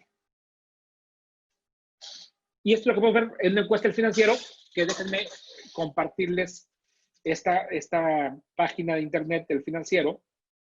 Ahorita en un momento se los muestro. Es la página del Financiero donde ustedes pueden ver datos. Esta encuesta, de aquí la sacamos y como lo decíamos, viene la encuesta, viene firmada por el encuestador, la fecha, y viene la interpretación, el texto redactado por el encuestador y las variables que les acabo de presentar. Yo les quise hacer un resumen de esas variables presentando solamente los datos y la información. Todo esto que aparece acá es publicidad que de algún lado tiene que vivir los medios. Y esa es la información que muchos de ustedes o todos pueden tener acceso con base en información de encuestas públicas. Y para ya terminar nada más, les recomiendo los datos duros que ya no les doy tiempo de ver. Pueden encontrarlos en el INEGI, la página de inegi.org.mx es una página pública y aquí pueden encontrar, entran directamente a la página de inicio y acá pueden ver datos de agricultura, de comercio, de empleo, una cantidad enorme de datos. Nada más rápidamente, por ejemplo, si dan clic en hogares, ahí pueden ver las características de los hogares a nivel nacional y es un tema muy fácil. Nada más van dando clic y pueden ir viendo los datos de, por ejemplo, en este país, en México, hasta el 2015, que falta la actualización del 2020, había 31.949.000 hogares, Y es algo interesante. Y por último, lo que nos dedicamos a la política, que son todos ustedes o muchos de ustedes, en la página del INE está el estadonominal.ine.mx. Ahí está la estadística del estado nominal de que es toda la gente que tenemos o podemos votar en este país. Por ejemplo, acá en la estadística les dan clic y pueden tener datos por género, por entidad de origen o por grupos de edad. Y por sexo, por ejemplo, nada más para fácil, el estado nominal de este momento del país es 90.036.000 personas. Y pueden ver datos por cada una de las entidades. Por ejemplo, en la Ciudad de México, en este momento hay 7.577.170 electores con posibilidades de votar, de los cuales 52.8% son hombres, mujeres, 47.12% son hombres. Y para dato, ya por eso me callo, la diferencia entre listado nominal y padrón electoral es, listado nominal es gente que está en el padrón electoral y que tiene sus facultades para votar porque tiene su credencial de elector, y el padrón electoral es la gente que está inscrita, pero que no todos tienen credencial de elector. Y Cintia, si quieres, tú me dices si paramos o seguimos con algunas dudas. No, ahora sí ya estamos sobre tiempo. Agradecemos mucho a las personas que han participado mediante el chat. Les cedo la palabra a la licenciada Brenda, ya para finalizar el día de hoy esta sesión. Esperamos que haya sido de su agrado y sobre todo que les haya servido mucho respecto a su actividad que hacen todos los días en el partido. Bueno, agradecerle al ponente, agradecerle a Cintia y a todos los asistentes e invitarlos a mañana. Recuerden que a la misma hora tenemos la cita. El tema estuvo fabuloso y bueno, para construir nuevos liderazgos, no nada más femeninos, sino todos los amigos que nos acompañan también. Mañana tráiganse sus dudas para que podamos ver si vamos sintetizando y podemos hacer una ronda de preguntas y respuestas respecto al tema de mañana, que es continuación del día de hoy. Entonces, les agradezco mucho y muchas gracias por acompañarnos. Sí, muchas gracias. Antes de finalizar, me quisiera hacer un último recordatorio respecto a la evaluación final, que como sabemos está en la plataforma donde ustedes se inscribieron. Además, recordar que al ustedes ingresar a la plataforma y hacer su evaluación, les daremos la constancia automáticamente. Al inicio de la sesión les pedí que escribieran su nombre por temas de asistencia. Nuevamente podrían escribir todos los asistentes y todas las asistentes su nombre completo para contemplar la asistencia y no haya duda respecto a quién fue a quiénes fueron las personas que tomaron la sesión el día de hoy. Y por mi parte sería todo. Nos vemos mañana con muchísimo gusto a una edición más de esta serie de cursos. Les recuerdo mi nombre, soy Cintia Robles y que pasen una bonita noche. Gracias. De parte mía, muchas gracias por escucharme. Ojalá no haya sido muy aburrido y a sus órdenes con mucho gusto. Échenle muchas ganas, suerte a todos. Muy buena noche a todos. Claro que sí, no olviden checar su correo electrónico para notificaciones de la página de la Academia de Actividades. Gracias. Recuerden inscribirse a los otros. Que estuvieran perfecto, gracias. Hasta luego. Ay, Adiós, Pau. gracias. Hasta luego.